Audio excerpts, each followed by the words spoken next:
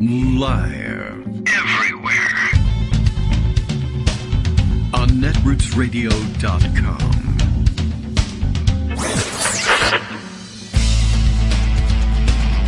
David Waldman. Kagro. In the morning.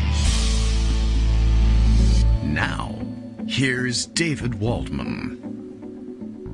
Hey, good morning, everybody. How you doing? It is Friday, February 16th, 2024. Time to get underway with the next of our new shows.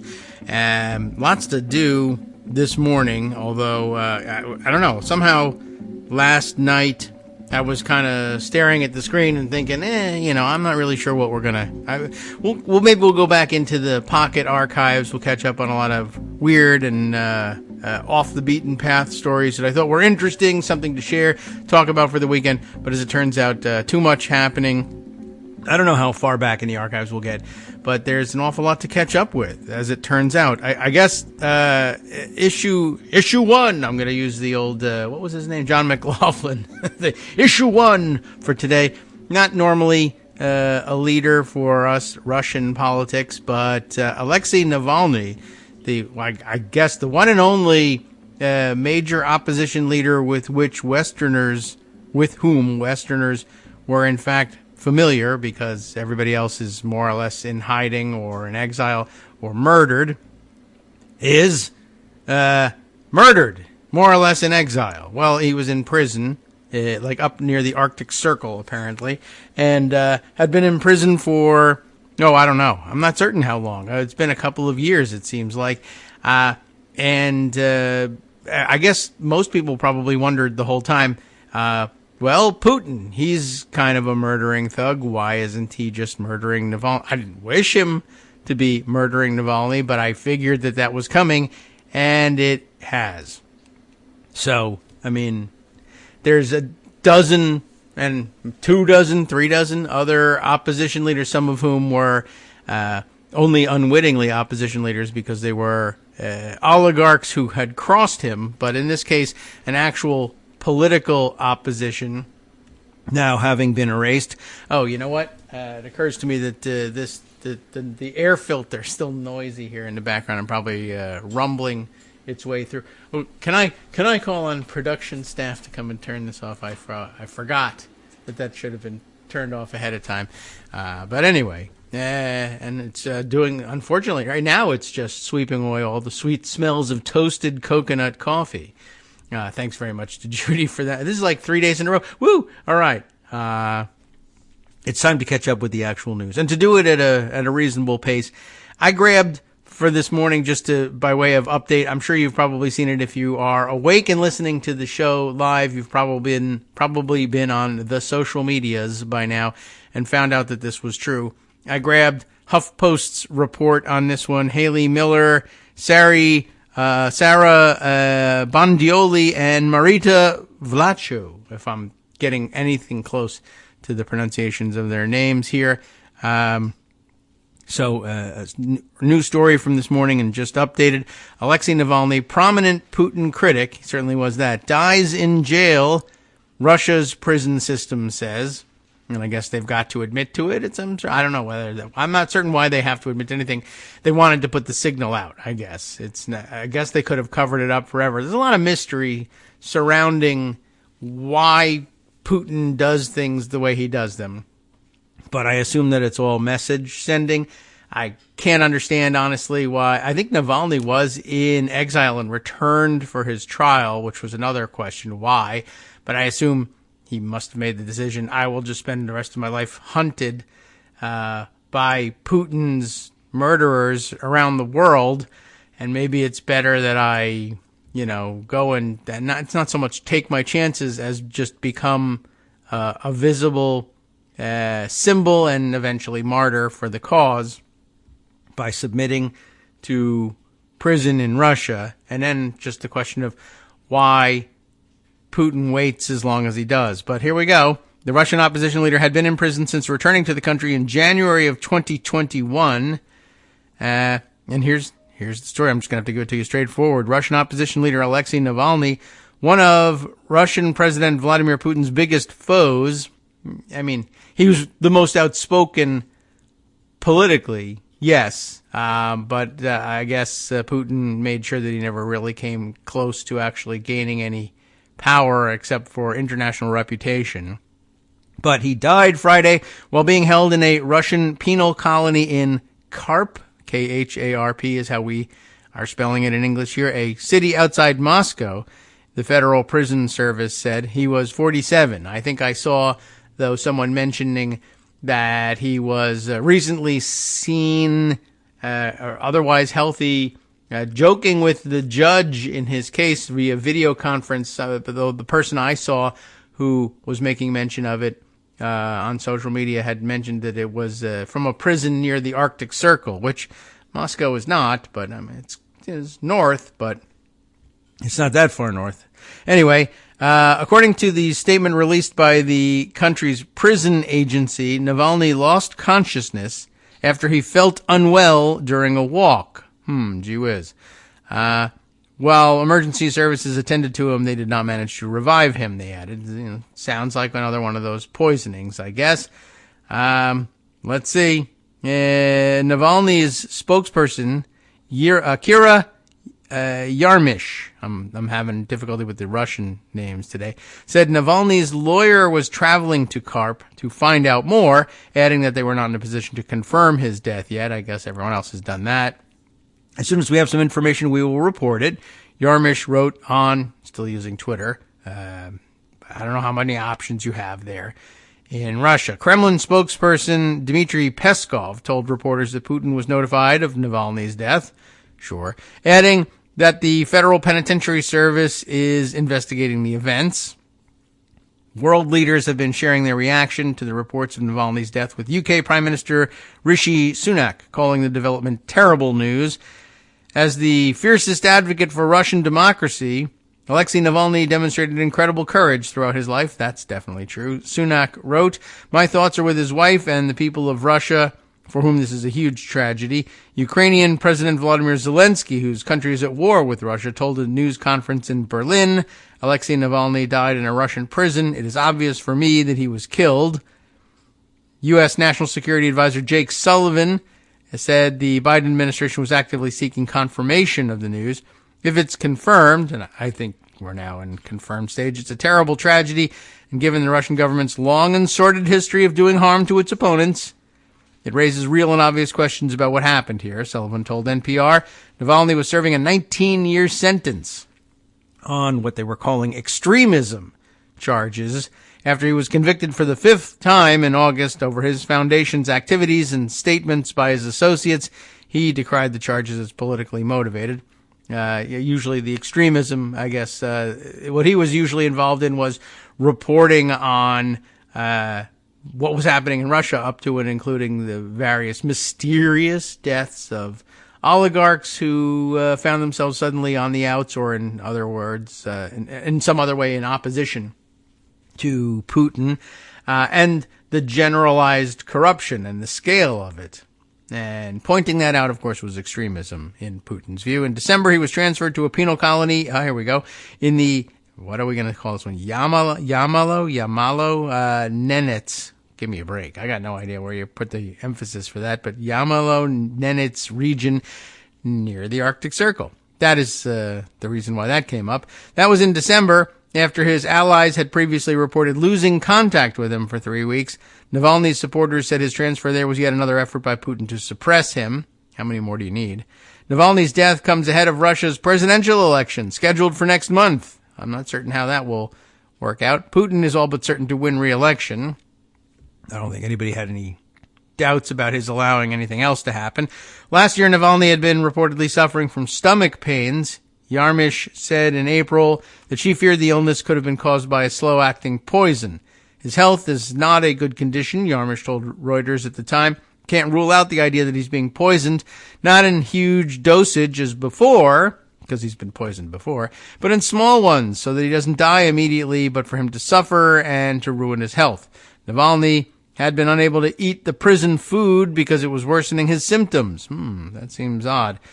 Yarmish said, and he'd been forbidden from accessing alternative food. The Kremlin referred Reuters' questions about the situation to the Penitentiary Service, which did not respond to Reuters' request for comment. Not too surprising there, I guess.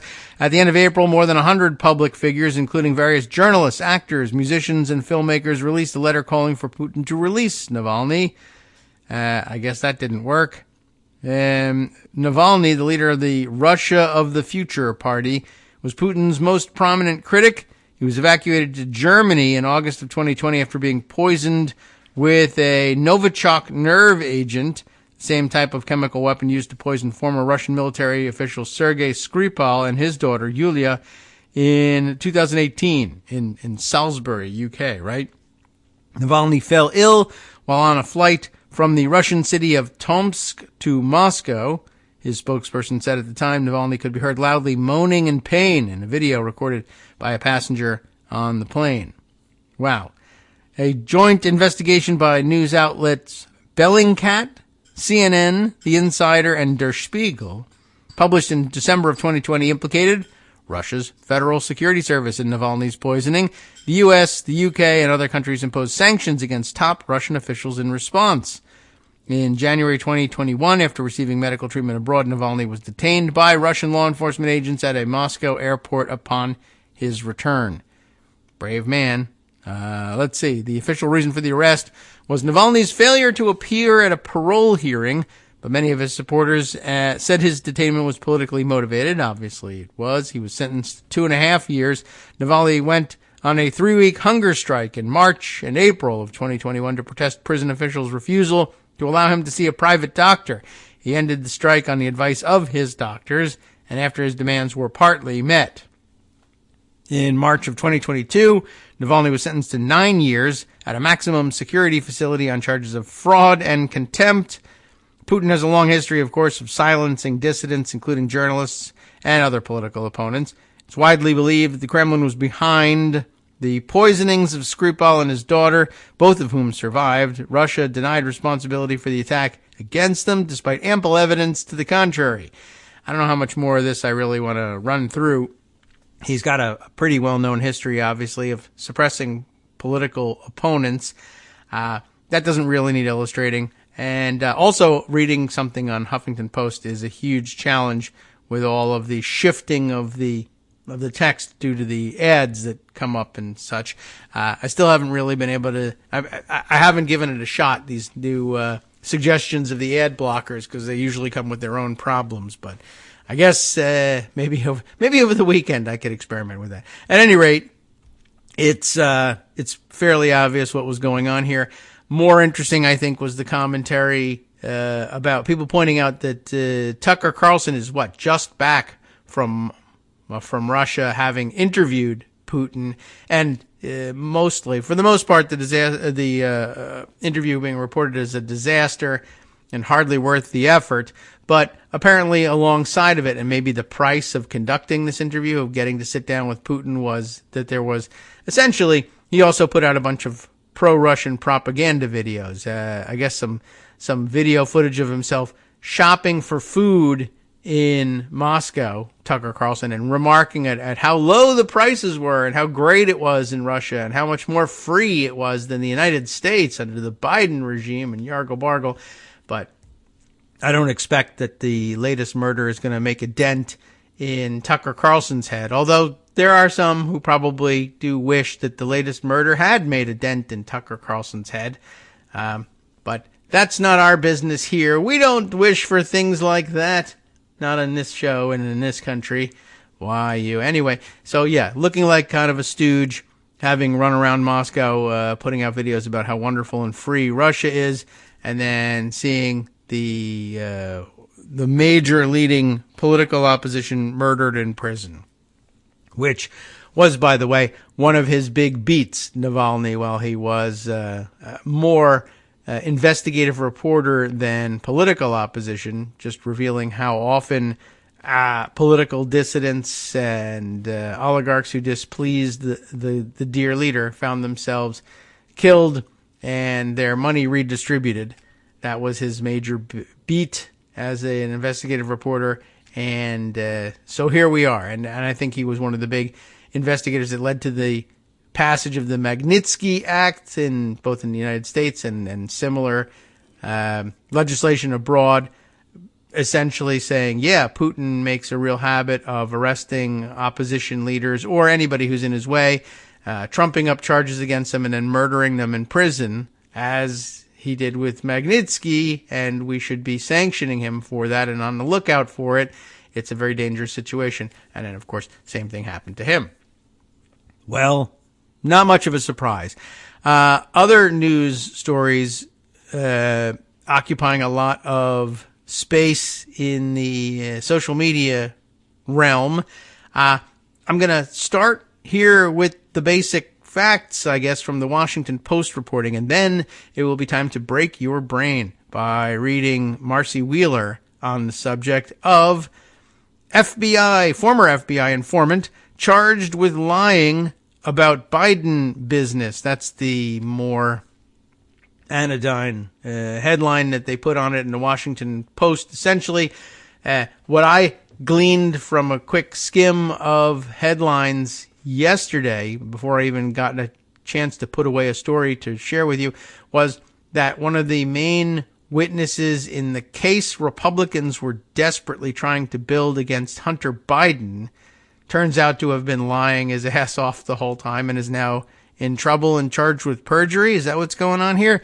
The charges, the subheader says, come amid pitched accusations from Republicans in Congress over alleged informants. This by Devlin Barrett and Jacqueline, is it Alemany or Almany or Alemany? I don't know. Sorry, I don't know the pronunciation of every reporter's name, even the ones who have big famous bylines in the Washington Post. But let's, more importantly, get to the story. Special counsel David Weiss, who, if you're like me, you may not even have realized was a special counsel. There are too many special counsels running around now. Weiss has previously, I mean, I've known this name, obviously. This is the Hunter Biden special counsel. That's how he came to be aware of the fact that one of the witnesses against Hunter Biden was actually lying. But we don't call his name all that often. Special counsel David Weiss, who had previously filed criminal charges against Hunter Biden, announced new charges Thursday. Who's the target? Hunter Biden? No. Former FBI informant who officials say lied about the Biden's business dealings. That would be a bad informant. The indictment, returned by a grand jury in Los Angeles, accuses Alexander Smirnov, like the vodka, in case you're wondering, of making a false statement and creating a false and fictitious record. The charges amount to a stark rebuke of conservatives, particularly Representative James Comer. Who could have guessed? Republican, of course, of Kentucky, and chairman of the House Committee on Oversight and Accountability. What an irony, right? Who touted Smirnov's claims as he and other Republican lawmakers tried to build a corruption case against the president and his family. They never really got close to actually building one against the president, but they certainly made Hunter Biden uncomfortable. And, whatever. I don't know whether it was rightly so or not, but apparently not, at least in the case of what Smirnov had to say.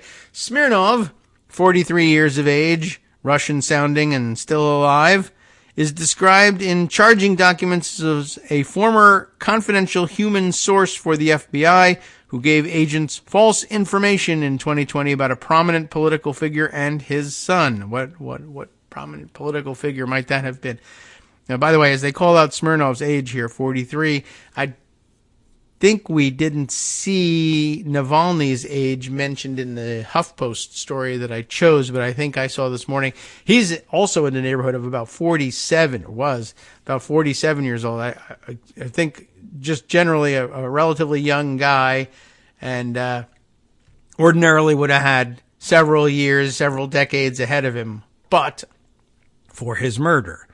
Anyway, back to Smirnov, the other guy who's in trouble, who has a Russian-sounding name. I don't know what his current citizenship is, but he's now indicted here in the United States anyway.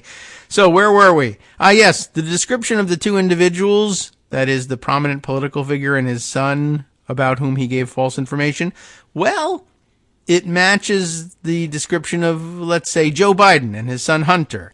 And a person familiar with the matter said those are the individuals about whom Smirnov lied. Look at what the hoops they have to jump through for the legal department here. But I guess technically speaking, yes, the publicly available information about all of this stuff, you can only reach this conclusion, but properly explained, and I appreciate when it's properly explained.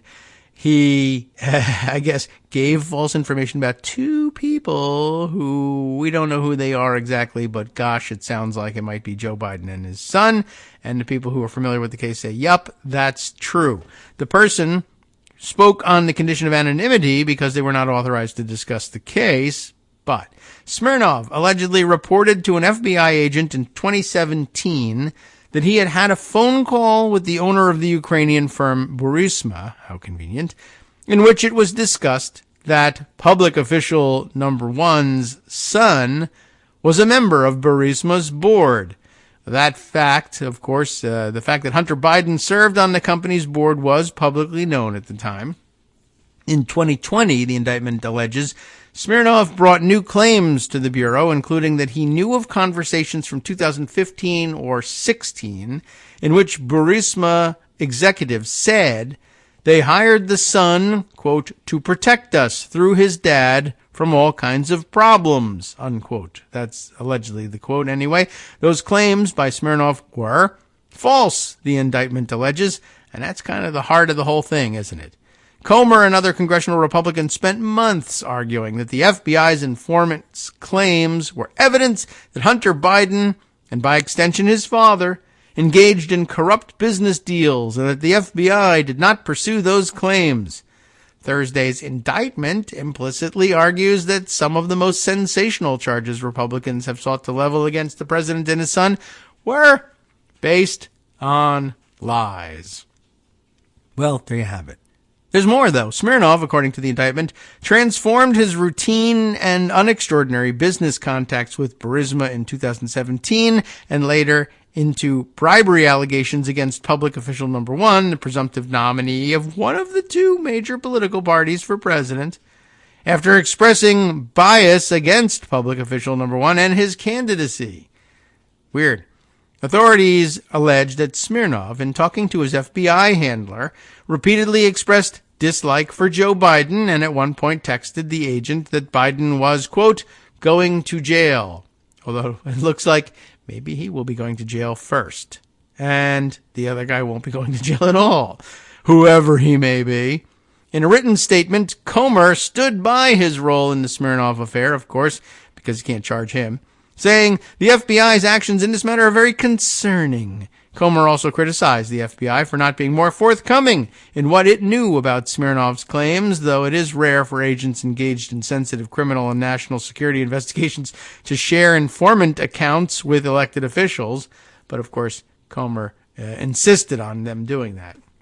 Hunter Biden's lawyer, Abby Lowell, quite serious, said the indictment shows that Republicans have built their conspiracies about Hunter and his family on lies told by people with political agendas, not facts. You can now say that. We were right, and the air is out of their balloon. Representative Jamie Raskin, of course, the ranking Democrat on the Oversight Committee, said the charges against Smirnov show GOP efforts to impeach the president, that's still coming, are based on a lie, and called on House Republicans to drop the inquiry. This is usually a Perry Mason moment, and the whole thing is wrapped up before the commercial break at the end. But these are Republicans in real life we're talking about. The Washington Post reported last spring that an FBI document containing the informant's claims was previously reviewed by the FBI under then Attorney General William P. Barr, found not to be supported by facts, and subsequently dropped. Oddly, though, it came back to life. When Comer's team demanded to see the document, FBI officials warned that wider disclosure of the information could jeopardize the safety of a confidential source, or at least the freedom of a confidential source anyway. For a number of reasons, it is rare for the FBI to charge one of its informants with lying. First, the Bureau tries to encourage people with important information to come forward, sometimes at great risk to themselves, and arresting some of the people who do so might discourage others from becoming informants. Second, many agents tend to view informants as frequently wrong or dishonest and don't think it is worth trying to build a criminal case out of those flaws. But in Smirnov's case, Republicans made his allegations a kind of cause célèbre, saying that he had offered key information in their probe of Hunter Biden and the president. FBI officials were repeatedly forced to answer politicians' questions about Smirnov's claims and faced accusations from conservatives that the FBI itself may be corrupt. So I guess you got to charge somebody here, right? U.S. authorities said that when agents questioned Smirnov again in 2023, he repeated some of the false claims of the past, changed other parts of his story, and suggested new falsehoods after claiming to have met with Russian officials. Oh boy. Smirnov was arrested at a Las Vegas airport on Wednesday when he flew into the United States from overseas, the Justice Department said. Did he come for the Super Bowl? Was he on Taylor Swift's plane? I need to know. Weiss, who brought the indictment against Smirnov, is the U.S. attorney in Delaware. Delaware gets all the, or the East Coast is getting all the assignments. Delaware, Connecticut, yeah, all the small states. Well, the U.S. attorney in Delaware was appointed to that position during the Trump administration, by the way, because only Republicans can actually be special counsels investigating people. His investigation of Hunter Biden began during the Trump administration as well. Last year, Weiss asked Attorney General Merrick Garland to appoint him as special counsel. And guess what? He got his wish, which formally gave him more independence in charging decisions. He subsequently did charge Hunter Biden in Delaware with lying on gun purchase forms years ago. Weiss has also charged Hunter Biden in federal court in Los Angeles with multiple tax crimes. The dual indictments of Hunter Biden, filed after a plea deal fell apart last year, mean that he could end up going on trial later this year, just like Donald Trump. Potentially twice, just like Donald Trump, as his father runs for a second term as president. All right, we made it to the end of the article, and now we'll confuse ourselves after the break. Hi, I'm Scott Anderson, the guy that writes the daily summary for this show, Kagro in the Morning. Thank you to everyone that supports this show. Many of you send donations through PayPal, Patreon, Square Cash, Radio Public, and so on. Some of you write your own essays and send them in, or read articles with your own commentary. We appreciate it. Now, some of you are listening to this and thinking, I'd like to help, but isn't there something I could do that wouldn't require money or effort? Why, yes, there is. You can just like us. On Daily Kos, they call it the recommend button. YouTube has a thumbs up. There are hearts and likes and love buttons. Tap our love button. Tap our love button every day. Share our shows and summaries on Facebook and Twitter, YouTube and iTunes, Stitcher and Amazon. Most of these places allow you to write a review, so a sentence or two would be great.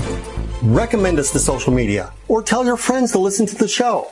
You aren't just helping us, you're helping them find their new favorite thing to listen to. You could change the world. So thank you in advance from me and everybody else in the world.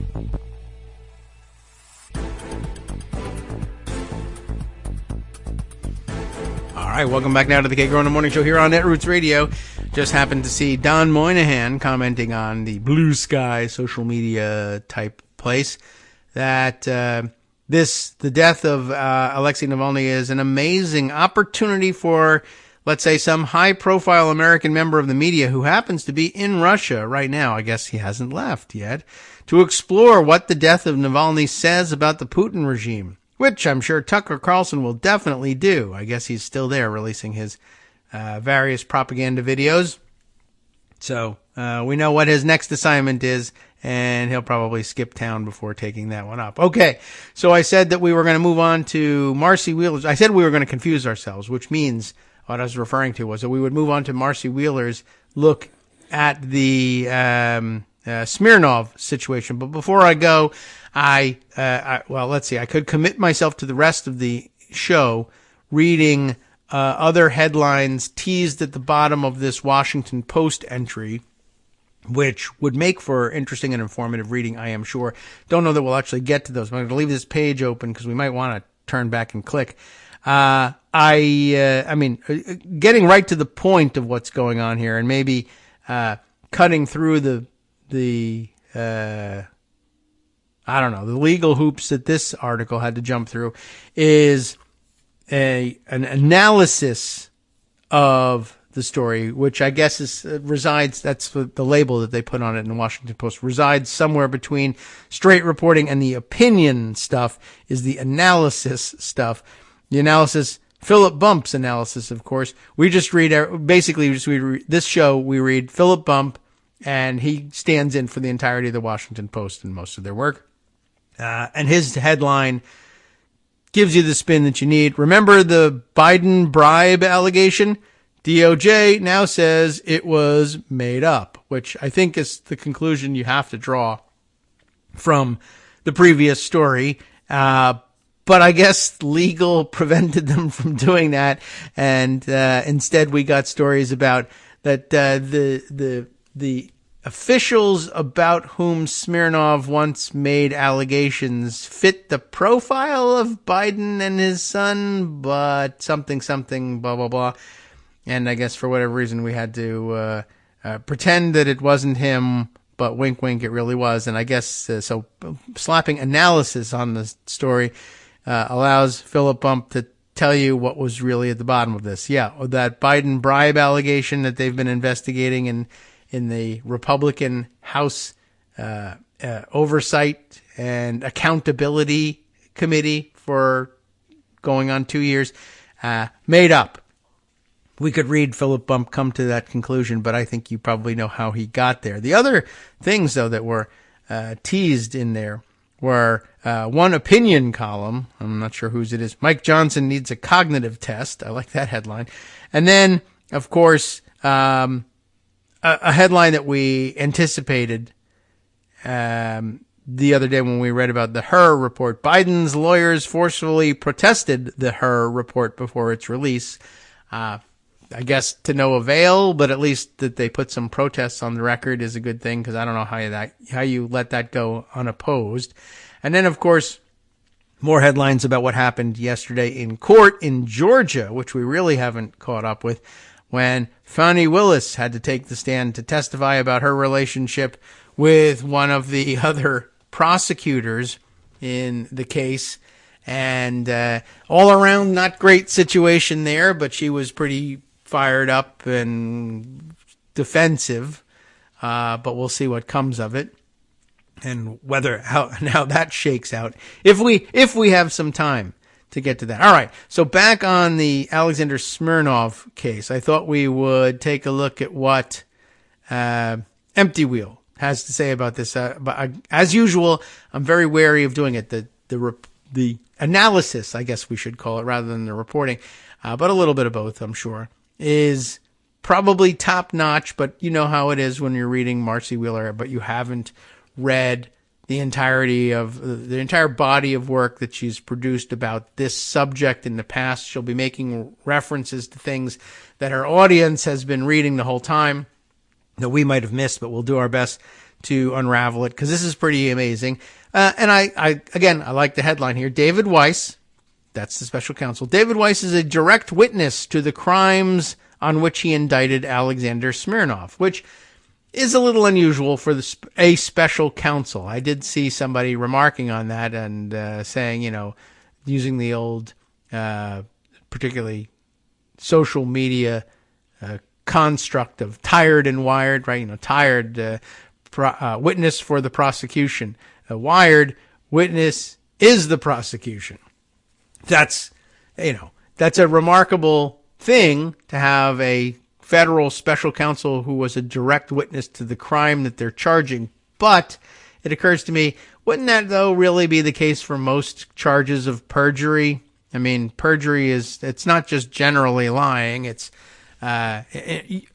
most often charged against people who make statements to a court. There are sworn statements that you can be charged with perjury for that isn't necessarily made in court. But for a special counsel trying to build a case against somebody and using an FBI informant as a witness to build that case, and then the case falls apart because they find out that the witness statement is a lie, well, yeah, the prosecutor is going to be a witness to that. It happened in court. So you're being charged with perjury. I'm not certain how unusual it is for the prosecutor to be an eyewitness to the crime when the crime is perjury. But it is overall, in the grander scheme of things, the number of crimes that special counsels have charged, they're fairly infrequently direct witnesses to it. So, okay. But yeah, it's going to happen in a perjury case, I would guess. On the day, Marcy tells us that Bill Barr aggressively intervened in the parallel impeachment inquiry and Hunter Biden prosecutions last summer, David Weiss's office sent out a final deal that would resolve Hunter's case with no jail time and no further investigation. Within days, amid an uproar about claims in an FD 1023 form that David Weiss now says were false, that's the statements from the witness, Weiss reneged on that deal. With the indictment yesterday of Alexander Smirnov, the source of those false claims, Weiss confesses he is a direct witness in an attempt to frame Joe Biden, even as he attempts to bury it. Really? Is he attempting to bury it? On June 7th, 2023. I guess that's a way of looking at it, right? Okay. Well, on the one hand, wow, this is a bombshell. You're charging this witness. On the other hand, then, if you're not stating the conclusion, which is, it's not just that he perjured himself. It's that he perjured himself in an attempt in cooperation with Republican elected officials to frame the president of the United States. That's actually a big part of what's going on here. But I guess if it's being left unstated, although, that's a little unusual. But also, I guess we're in unusual territory. After all, the first article we read about this was only willing to say, well, he lied about someone who fits the description of the president of the United States. Okay. So, we're in a weird territory. So where were we with this? With the indictment yesterday of Alexander Smirnov, the source of those false claims, Weiss confesses he is a direct witness in an attempt to frame Joe Biden, even as he attempts to bury it, if that's what's happening. On June, and maybe, why not? He's a Trump appointee, Weiss is. On June 7th, 2023, Bill Barr went on the record to refute several things that Jamie Raskin described learning about Smirnov's FD 1023 form, his statement to the FBI. Specifically, the former Attorney General insisted that the investigation into the allegations Smirnov made continued under David Weiss. And I guess here we have the quote from Barr. It's not true. It wasn't closed down, Barr told the Federalist, that super reliable source, on Tuesday in response to Democrat Representative Jamie Raskin's claim that the former Attorney General and his hand-picked prosecutor had ended an investigation into a confidential human source's allegation that Joe Biden had agreed to a $5 million bribe. On the contrary, Barr stressed, it was sent to Delaware for further investigation. So she's echoing that claim. It wasn't closed down, Bill Barr claimed. As I'll show below, here we go. According to the indictment obtained under David Weiss's authority yesterday, that's a lie. Oh no. Will they indict Bill Barr for perjury? No, probably not. It wasn't a statement he made in court. It was sent to David Weiss for further investigation, Bill Barr claimed. David Weiss is in brackets here. It was sent to Delaware for further investigation. Now, David Weiss is a person whose name fits the description of someone who would be a prosecutor in Delaware who would be handling that. But I think Marcy is probably justified in saying, bracketed, that it was sent to David Weiss for further investigation. Barr claimed, not confessing that it was sent to Delaware on October 23rd, 2020. He wasn't clear on the timing when it was sent. Days after Trump had yelled at him personally about the investigation into Hunter Biden. According to Barr, Weiss was tasked with doing more investigation into the Smirnov claims than Scott Brady had already done. Someone we forgot about there. In the Smirnov indictment, Weiss now says that he only did that investigation last year and almost immediately discovered the allegations were false. But remember, he was making these allegations as early as 2017.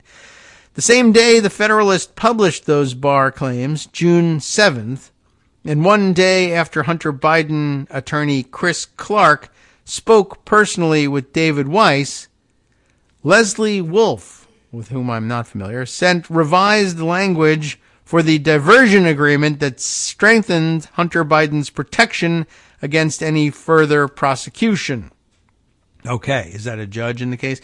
The United States agrees not to criminally prosecute Biden outside of the terms of this agreement for any federal crimes encompassed by the attached statement of facts and the statement of facts attached as Exhibit 1 to the memorandum of the plea agreement filed this same day. The sort of thing that I would never block quote in my writing about it, but you know how Marcy gets with this stuff. Okay, the language that remains in the diversion agreement Leo Wise signed on July 26, 2023, that language remains. According to an unrebutted claim from Clark, on June 19th, 2023, Weiss's first assistant U.S. attorney, Shannon Hansen, assured him there was no ongoing investigation into his client. There's a quote that says as much. That day, June 19th, was the first day Wise made an appearance on the case.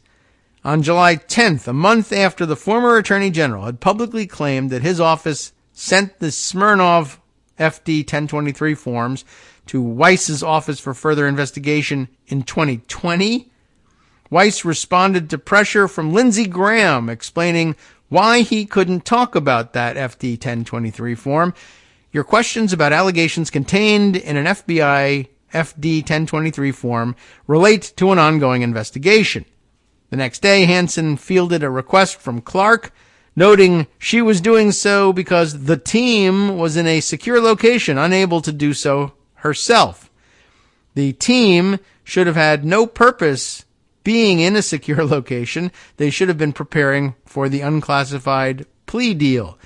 By July 26th, the same day Leo Wise signed a diversion agreement that said Hunter wouldn't be further charged, he made representations that conflicted with the document he had signed, claiming Hunter could still be charged with a FARA violation, the Foreign Agents Act, right? Registration Act. That was how, with David Weiss watching, Wise reneged on a signed plea deal and reopened the investigation into Hunter Biden, leading to 2 indictments charging 6 felonies and 6 misdemeanors. According to the Smirnov indictment, sometime in July, and then parenthetically, tellingly, Weiss does not reveal whether this preceded his letters to Lindsey Graham, whether it preceded the plea colloquy where Leo Wise reneged on a signed deal. The FBI asked Weiss's office to help in an investigation regarding the FD 1023. It is virtually certain that the FBI asked Weiss to pursue whether any leads had been missed in 2020, not whether Joe and Hunter Biden had been unfairly framed. That's because Weiss cannot and should never have led an investigation into how the Bidens were framed. He's a witness in that investigation, and that is where I guess it becomes important that that's the case. That would happen a lot in perjury allegations, but I guess that matters, or it's maybe I guess less important when you think you have a neutral arbiter serving as your special counsel or U.S. attorney.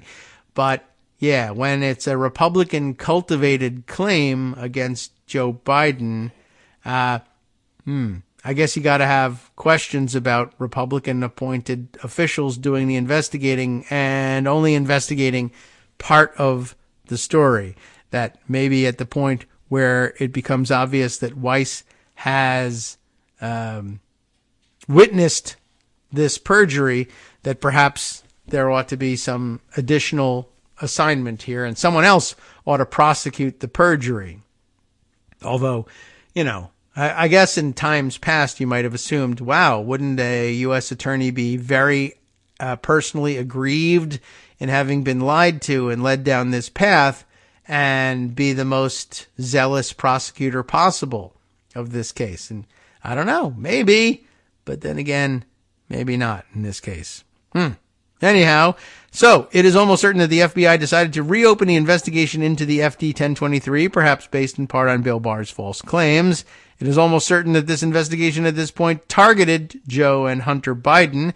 It's almost certain that this is the one thing Weiss used to rationalize asking for special counsel authority. That's how he's a special counsel in the first place. And that's probably why when Weiss's team interviewed Smirnov on September 27th, Smirnov felt comfortable adding new false allegations. One does wonder why he would do that, unless he was under the impression that the U.S. attorney was actually on his team. Smirnov seemingly felt safe telling new, even bigger lies. In his mind, Hunter and Joe were still the target. Again, that is consistent with the investigation into Hunter Biden being reopened based on Bill Barr's public pressure. According to the Smirnov indictment, David Weiss's team found evidence that proves Bill Barr lied and Scott Brady created a false misimpression, the former to pressure him, Weiss, and the latter in testimony to Congress that was also part of the pressure campaign against the Bidens. Compare Bill Barr's claim made on that day when Weiss agreed that Hunter would face no further charges with what the Smirnov indictment states as fact. The Smirnov indictment says that Scott Brady's office closed the assessment with the concurrence of David Bowditch and Richard Donahue, which is what Jamie Raskin said, although Raskin said Barr himself concurred. And here, now you're getting into the territory where, yep, you had to have been reading along the whole time. All right, we got to abandon our reading of this because it is getting rather weedy, but if you have been following along, then I highly recommend you try and unravel things by reading what Marcy had to say here. Maybe the thing to do, perhaps, just by way of smoothing that wrinkle out, we probably would do well to go return to Philip Bump's analysis of what this really means, an intermediate level primer on what's going on, rather than the advanced graduate level seminar that Marcy has for us. At the beginning of May, Philip Bump puts it this way, Representative James Comer and Senator Chuck Grassley sent a letter to the Justice Department making a stunning accusation. And that sounds like the kind of thing that needs dramatic music because it was so stunning. Evidence existed, they said, of, quote, an alleged criminal scheme involving then Vice President Biden and a foreign national relating to the exchange of money for policy decisions. The letter called on Attorney General Merrick Garland to make the verifiable, valuable evidence public. And now this rings more of a bell. And all of Marcy's mentions of the FD 1023 forms. You remember that this was their allegation, and they said, we want essentially the raw intelligence of the FBI form that they fill out when they speak to a witness and take a witness statement. We want that released to the public. And usually the FBI reluctant to do that because they say, we have to evaluate the claims, see if we can corroborate them, see if there's reason to believe that they're true. Whereas Comer and Grassley here are basically saying, well, the FBI has it. And everybody knows, actually, they know that everybody makes these assumptions from crime dramas on TV, that if the FBI has the statement, that means the Federal Bureau of Investigation has found it to be, credible and worthy. But that isn't the case at all. Somebody says, I want to make a statement. Fine, go ahead. I'll fill out Form 1023. And they don't vet the forms. They vet the information on it later when they actually try to prosecute. But Grassley and Comer were saying, forget the prosecution. Read me the witness statement and I'll just wave it around in public, which is something the FBI doesn't do until it's ready to make a prosecution because it's verified the information. They just wanted to wave it around ahead of time.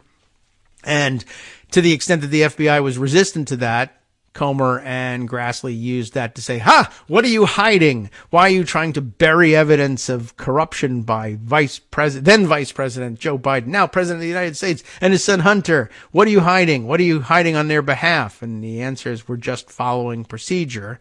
But that's an unsatisfactory answer for the rabid MAGA Republican public. So, for several months, Comer in particular publicly pushed for the release of an FBI interview form documenting the allegation, an allegation provided to the Bureau by an informant who claimed to have been told about the bribe by a Ukrainian businessman. Grassley slowly leaked out new details of the interview document, such as the claim that there might be a telephone recording of the parties involved in the alleged bribe, including President Biden and his son, Hunter Biden. Eventually, Grassley released the whole document. As it turns out, the Justice Department was working on the verifiability of the allegation. On Thursday, it unsealed an indictment. The informant who alleged that he had been told about the bribe had allegedly made the whole thing up. At the outset, the indictment summarizes the actions of the FBI informant, a man named Alexander Smirnov. Smirnov, it alleges, transformed his routine and extraordinary business contacts with Burisma in 2017 and later into bribery allegations against Joe Biden, the presumptive nominee of one of the two major political parties. You saw this in our first article. Burisma, as you may know, is the firm that employed Hunter Biden as a board member, leading to a truly staggering array of political problems for his father. Smirnov claimed to have spoken with Burisma founder Mykola Zlochevsky and been told about multi-million-dollar bribes that Zlochevsky had made to both Bidens. Wink. Even before the indictment, this was dubious, in part because Zlochevsky had, at another point in time, told an ally of Rudy Giuliani's that he had never been in contact with Joe Biden, which is an extraordinary thing for someone to tell Rudy Giuliani, because why would Rudy Giuliani want to hear that? He wouldn't. He was looking for the opposite. But what do you know? He got this information instead. The indictment walks through Smirnov's communications with his FBI handler.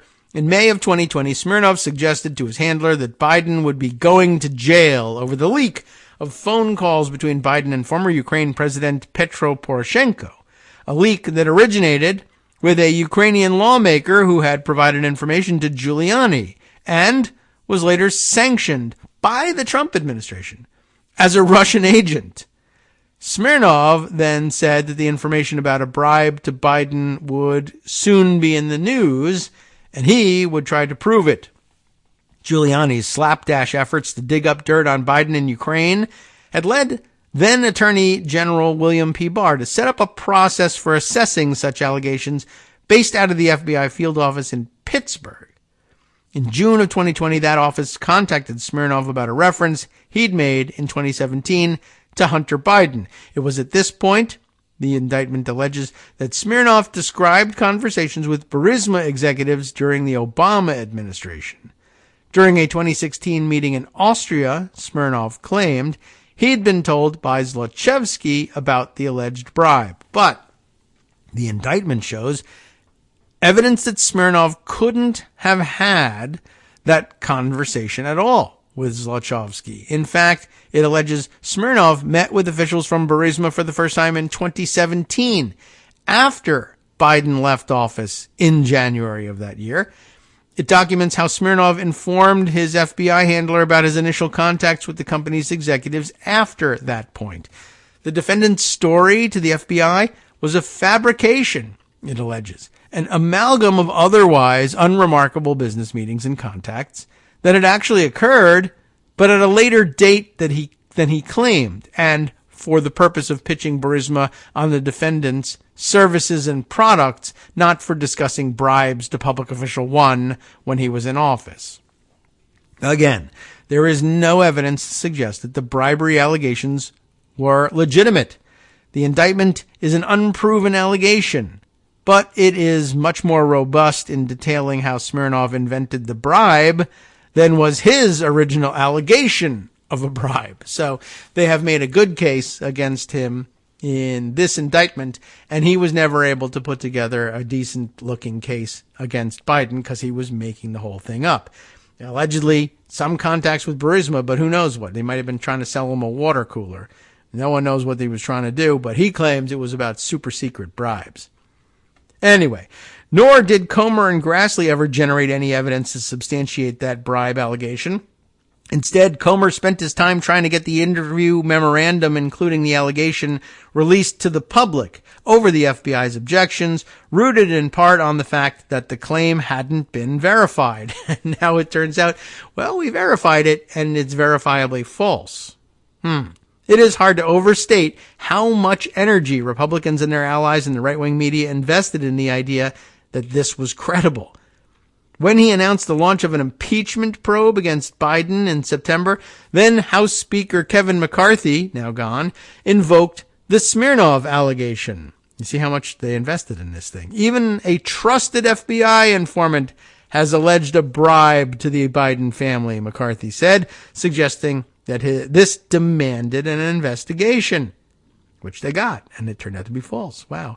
Fox News has mentioned Biden in the context of a bribe or bribery more than 2,600 times over the past 12 months.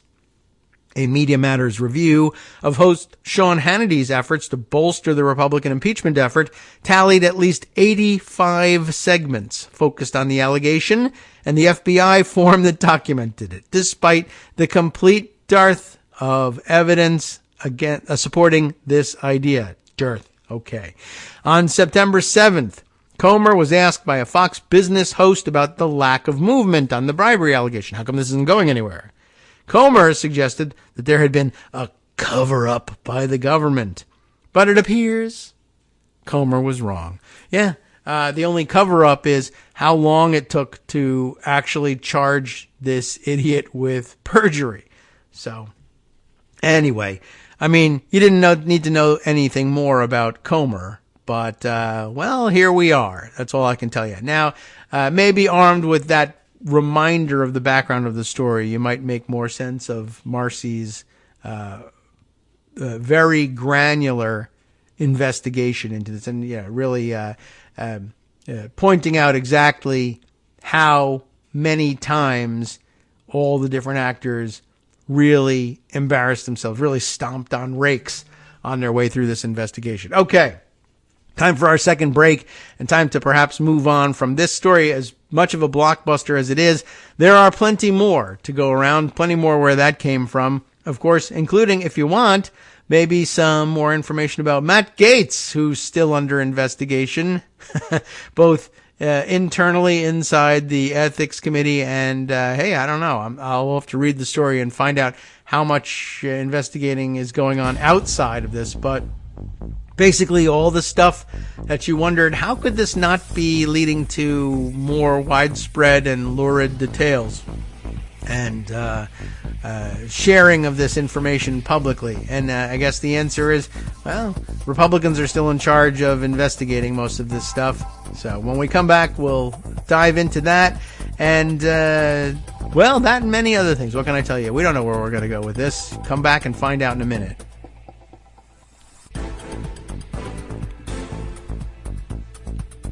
All right, welcome back now to the Kagro in the Morning Show here on Netroots Radio. Were you anticipating my jumping straight to Matt Gaetz? Well, wait, hold on a second. There's another story I need to share with you of another investigation that has fallen apart and blown up in Republican faces. I don't know if you can believe that would be the case, but so it is. Let's see. In an effort to immediately go straight back to avoid going straight back to Philip Bump again and just turning this into the Philip Bump show, I'll read you the Associated Press backgrounder on this story. Our author here, Russ Bynum of the AP, reporting from down in Georgia. Conservative group tells judge it has no evidence to back its claims of Georgia ballot stuffing. This is not in the context of Fani Willis's current case, but it certainly touches on the case in that she's investigating, of course, the widespread conspiracy to spread the rumor that there was, in fact, some sort of voter fraud, both in Georgia and around the country, by Trump's team, and that most of it was made up. So tangentially related to that case, although that part of the case Fani Willis's case hasn't started yet. It's sidetracked in the case against her at the moment, which hopefully does not develop, but or at a minimum, you know what? Fine. Someone else can probably pick this up if it's well documented and prosecute it in her stead. But I don't know. I'm not certain where this one lands in her case. But anyway, Russ Bynum is telling us this. What's the story? A conservative group has told a Georgia judge that it doesn't have evidence, to support its claims of illegal ballot stuffing during the 2020 general election and a runoff 2 months later. That would be the Georgia Senate race.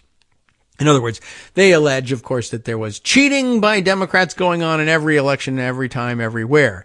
But because we're in the context of Georgia now, they said both in the presidential race and the Democratic runoffs that they lost in both cases in 2020. Texas-based, why are they in Georgia? Because there was an election going on there, so they were screaming about it. Texas-based True the Vote, which is a dumb name to begin with, and probably should have indicated just how dumb their claims were going to be. True the Vote filed complaints with Georgia Secretary of State Brad Raffensperger in 2021, including one in which it said it had obtained, quote, a detailed account of coordinated efforts to collect and deposit ballots in drop boxes across metro Atlanta, unquote, during the November 2020 election and a January 2021 runoff. A Fulton County Superior Court judge in Atlanta signed an order last year. Okay, you're going to make this allegation? Fine. Let's get somewhere with it. Signed an order last year requiring True the Vote to provide evidence it had collected, including the names of people who were sources of information to state election officials who were frustrated by the group's refusal to share evidence with investigators, right? They of course, went on Fox News or wherever, made their allegations. We have detailed evidence of voter fraud that absolutely changed the outcome of the election. That's why we say Trump should be reinstalled as president. That's why we say Democrats are cheating all the time. Okay, fine, says the judge. It's now time for you to prove your allegations. Well, guess what happened?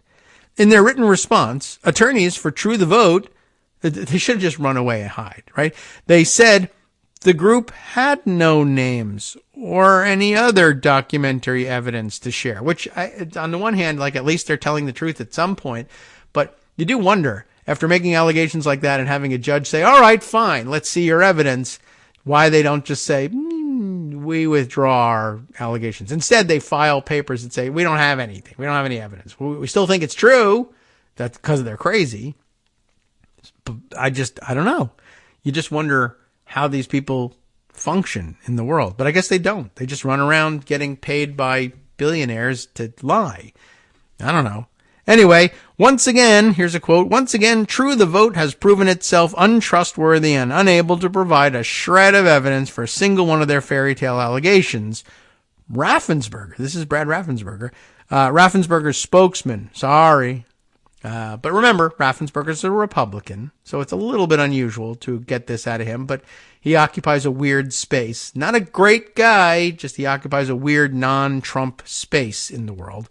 But Raffensperger's spokesman, Mike Hassinger, on Wednesday gave this statement. Well, like all the lies about Georgia's 2020 election, and remember, they're defensive about having run it correctly, like all the lies about Georgia's 2020 election, their fabricated claims of ballot harvesting have been repeatedly debunked.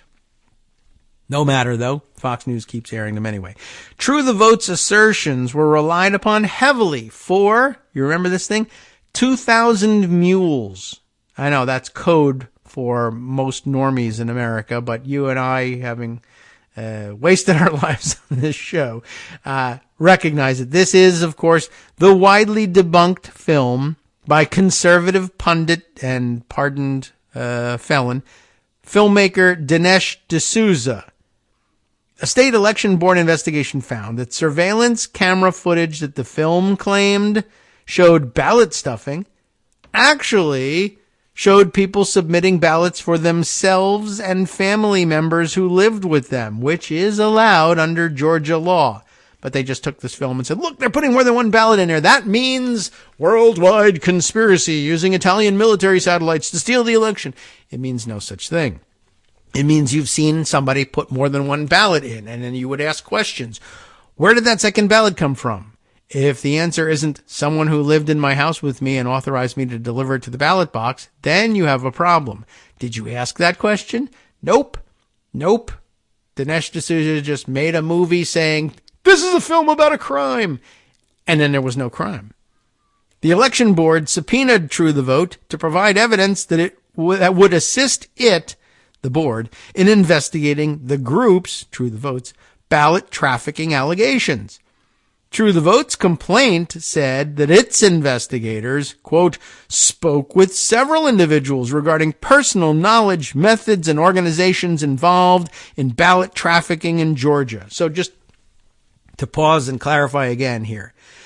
I have a film of somebody stuffing a ballot box. How do you know they're stuffing a ballot box? They're putting more than one ballot in it. Well, do you know whose ballots they are? Because if they belong to people who live with them, who authorized this, then it's not a crime.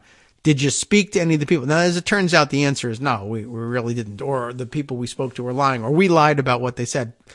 But the initial answer, did you speak to the person in the film and ask them whose ballots they were putting in there? The initial answer was yes. We did. Oh, well, that's serious then. What did they say? That's the part I don't want to tell you. Did any of them say that they were putting in a ballot for somebody who didn't live with them? Who didn't authorize them to carry the ballot to the ballot box? Radio silence, right? I'm not answering that. Well, I order you to answer because it's now a serious crime if you come to the state courts and try to use this against anybody and try to overturn the election and use this against Biden or Democrats in general and say that the election ought to be invalidated. You're going to have to prove it. Well, how long do I have to prove it? Well, 6 months. All right. So silence for 6 months. All right. Today's the deadline. Where's your information? Tell me about the people you spoke to. We don't actually have anything along those lines. Sorry. We spoke to people and they said, the things that they did were legal. I guess maybe that's what, I don't know whether they just didn't answer or they finally said, yeah, actually we asked those people about it and we don't have anything. They told us that everything was on the up and up and we just didn't want to tell you because we're collecting money from people $5 at a time by telling them that we're going to prove the allegations of voter fraud. And we want that to go on for as long as possible. You gave us 6 months to do it, so we grifted for the 6 months. Whatever the period of time is. That's essentially what went on here.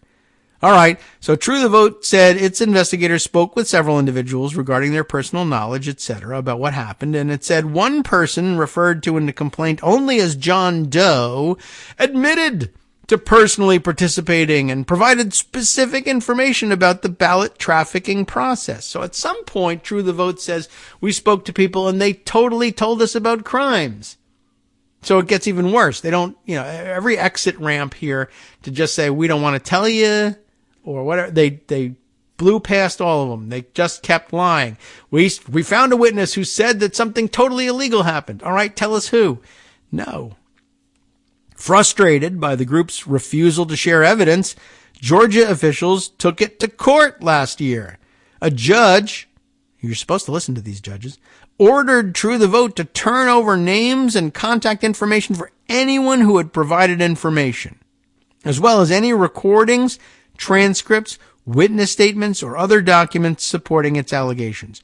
The group came up empty-handed, despite having made every additional reasonable effort to locate responsive items. Its attorneys, David Oles and Michael Wynn, wrote in a December 11th legal filing first reported Wednesday by the Atlanta Journal-Constitution. Happened in December 11th, first got reported this week somehow. True the Vote's founder and president, Catherine Engelbrecht, didn't immediately respond to an Associated Press email seeking comment on Wednesday. She and another member of the group were briefly jailed in 2022. That's good. For contempt for not complying with a court order to provide information in a defamation lawsuit. I mean, you're supposed to go to jail for this. So good, they did. The suit accused True the Vote of falsely claiming that an election software provider, dangerous, stored the personal information of U.S. election workers on an unsecured server in China. And that definitely deserves more dramatic music. Everything is being done abroad. It's all being secretly stored in China. Can you prove it? Nope. Oh. Prior to the state election board's investigation, the Georgia Bureau of Investigation looked into True the Vote's assertions. that it was able to use surveillance video and geospatial mobile device information to support its allegations. We have all this secret spy type information. Well, in a September 2021 letter, Vic Reynolds, who was then the GBI's director, said the evidence produced did not amount to proof of ballot harvesting. Sorry, you haven't proven anything. Darn, I can't believe it. State election officials opened their own investigation after receiving True the Vote's complaint 2 months later. They still are suing, despite the fact that the GBI says, yeah, like the 61 court cases the Trump team lost trying to prove this crap, you also failed to meet the basic thresholds of proof in our investigation. Oh, yeah? Well, we're going to sue. Okay. Well, when pressed to provide names of sources and other documentation, the group last year tried to withdraw its complaint. One of its attorneys wrote that a complete response would require True the Vote to identify people to whom it had promised confidentiality. That's why we're not telling you the names. The state election board refused to shelve the complaint and went to court to force True the Vote to turn over information. In addition to names, the judge ordered True the Vote to provide copies of any confidentiality agreements it had with its sources, right? Remember, well, we can't give you this information because we have promised confidentiality to our sources. All right, well, show me the confidentiality agreements where you agreed legally to protect their identity. The group's attorney replied, True the Vote has no such documents, actually, in its possession, custody, or control. In other words, they made that up too. Wow. So that investigation falling apart, the Biden investigation falling apart, Republicans are just fabricating evidence and fabricating witness statements in the hopes that, well, if all goes really well, we could get a corrupt judge and jury and sentence these people to jail. But in the meantime, that's probably not going to happen. In the meantime, we'll get hundreds and hundreds of stories on TV and in the newspaper alleging that there was massive voter fraud and that the Bidens are on the take. Okay, great. I guess that's enough for them. All right. Well, Philip Bump wrote about that as well, by the way, in a piece that I'll recommend, but perhaps not read all the way through. The Final Repudiation of 2,000 Mules. Interesting mostly for how vehemently Dinesh D'Souza defends his work in a television interview when it turns out that everything that he was taking from True the Vote, anyway, was total garbage. But he went on television insisting that it was total true crime mystery that he had solved. I mean, it is amazing where people get the chutzpah for this stuff. But I guess if you're getting paid, you'll find the chutzpah. So there you go. I thought that was kind of interesting as well. Maybe something you want to read through. But we'll skip it just so that we have some more time to do a couple of other things. I promised you some Matt Gaetz information. And the Daily Beast has got it, which of course means I'm going to have to read it through Pocket. But as it turns out, let's see, what's the headline here? I'm going to go all the way through here. Witness told feds, another one of these witnesses talking to the feds, except this one hasn't yet been proven to be lying. So we got to continue on as though it were true, and you'll probably want to. Witness told feds she was paid. Why? For sex parties. What? With who? With Matt Gaetz. That's who. Wow. That sounds pretty interesting. Sounds like something that people are going to want to investigate. Roger Sollenberger did, and we'll tell you what he found when we return to the Pocket text here.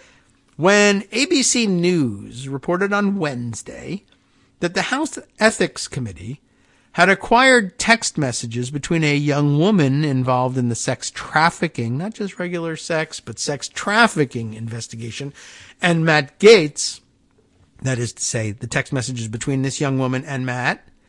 A Gaetz spokesperson told ABC News that the congressman, quote, does not know anything about the woman you're referencing. Well, that seems extraordinarily unlikely, says Roger Sollenberger. The Daily Beast can now report, even after having talked to its legal department, that this woman told prosecutors in 2021 That's like going on 3 years ago. That she had sex with Gates, which is, unappetizing enough, at a drug-fueled party, drug-fueled, that she was paid to attend, according to the woman's attorney. It's really not a great story for Matt Gaetz. This attorney told the Daily Beast on Thursday that the woman, in fact, received payments in connection with multiple sex parties with people in Gates' circle. And you'll remember that the people in Gates' circle and Gates were doing dumb things like Venmoing the money to these women and like putting memo lines in there that said, for sex party, drug-fueled sex party with illicit sex trafficking and underage people. Like, they were actually notating this stuff, begging to be caught. Anyway, her lawyer said that in response to a subpoena, she testified about her experiences to the U.S. attorneys who were investigating Gates. This is where you'll probably guess what's happening in the story at this point. You're like, well, why isn't Gates in jail? Well, the story is about the disappointment here, that this woman is saying, listen, I'm giving you everything you need on this guy. What the F? Why aren't things happening? What's going on here? Well, she turned over text messages, photos, and other evidence to the Justice Department as part of its child sex trafficking inquiry into the Florida congressman, the lawyer said. Yowza. That's some kind of inquiry. The Daily Beast has obtained some of those messages and photos which match the documents described by ABC News. Everything matches descriptions these days. While the lawyer said he has not yet been contacted by House investigators, who are, of course, chaired by Republicans for some strange reason, who are working, by the way, with a razor-thin margin and afraid of more motions to vacate the speakership. And remember, by the way, that behind all of this is the allegation, not disputed by Matt Gaetz at this point, that he backed the motion to vacate the chair and kick Kevin McCarthy out as Speaker of the House because McCarthy refused to kill the investigation into Gates's drug-fueled child sex trafficking parties, because who wants their name attached to an effort to quash that investigation, something that has to do with predatory child sex trafficking, right? You don't want to be the one who killed that in favor of a Republican colleague. So Gaetz joins with the ultra-conservatives in getting rid of McCarthy. And he's pretty open about saying, yeah, that certainly was at least partly the motivation. Now, is the House Ethics Committee continuing with its work? Apparently it is. I guess he can't vacate that. So here we go. While the lawyer has said he's not yet been contacted by the House investigators, as ABC reported, the House Ethics Committee is now reviewing the evidence as part of its inquiry into whether Gaetz paid for sex with women, that would be bad enough, and with an underage teen. Well, that's a different story. In fact, the Ethics Committee met Thursday afternoon behind closed doors to discuss the Gaetz case, which also involves allegations of public corruption, solicitation of prostitution, habitual use of hard drugs, not the easy ones, the hard ones, bribes or impermissible gifts, campaign finance violations, and exhibiting nude photos of sexual partners on the House floor.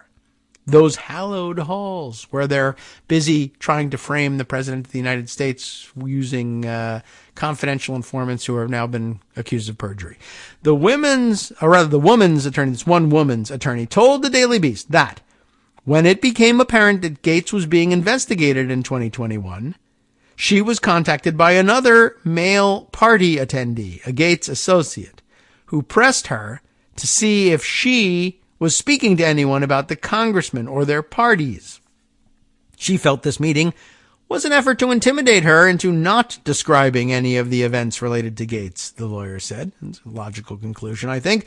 The woman, whose name the Daily Beast is withholding, was older than 21 at the time of the encounters, the attorney said, noting that she emphasized to prosecutors that the sex was consensual. Well, she told them that she and lots of girls were provided all kinds of controlled substances at these parties. It's like they went to the White House pharmacy, almost. The lawyer said, confirming a number of news reports about the gatherings. The heavy use of drugs and alcohol was a hurdle for investigators, he said, since it muddled memories of the events. That's something. Wait till they connect the two of those and then find out that the drugs that were being handed out at these parties were stolen from the White House pharmacy. Wow. I mean, allegedly. I just alleged it. That's it. That's all I got. I'm not making a documentary movie out of it or anything. The availability of vast amounts of alcohol and controlled substances gave rise to the lack of control of the hormonal imperative. This lawyer continued, that's florid, which inspired people. That's good. Inspiration is good, right? Inspired people to engage in intimate behavior. That's not necessarily bad by itself, but intimate behavior that may or may not have been because they were financially remunerated. Well, that's still illegal in this country. Also, they were under 18. Well, that's definitely bad.